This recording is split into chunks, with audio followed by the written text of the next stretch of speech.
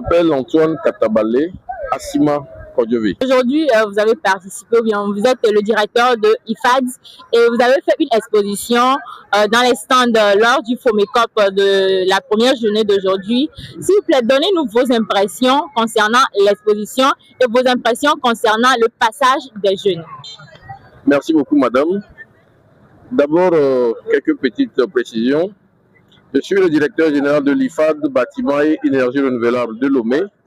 Nous étions présents sur ce forum avec toute l'agence éducation-développement. L'agence éducation-développement est la structure responsable de la création des IFAD. Et étaient représentés sur ce salon les 4 IFAD qui sont déjà opérationnels. Il s'agit donc de l'IFAD aquaculture de Lavagnon, l'IFAD élevage de Bakwassi, l'IFAD bâtiment et l'IFAD énergie renouvelable de Lomé.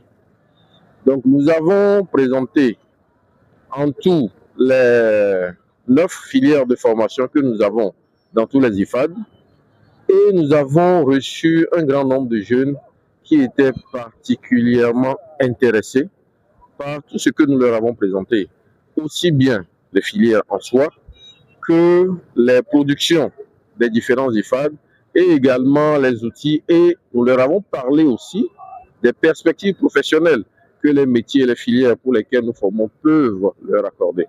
Quels sont les conseils que vous avez à donner aux jeunes par rapport à leur orientation scolaire et professionnelle?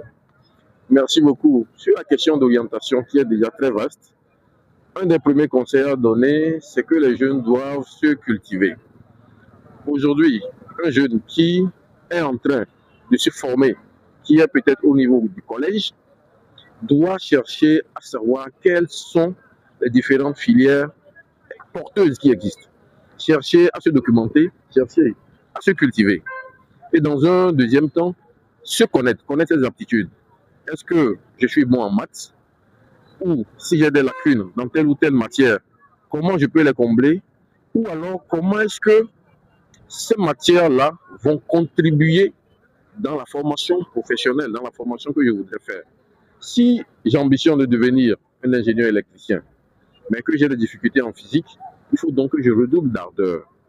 Et pour cela, je dois faire beaucoup plus d'exercices, je dois réviser davantage mes cours, me rapprocher des formateurs, afin de me bâtir les prérequis indispensables pour l'ambition, pour le métier que je veux faire.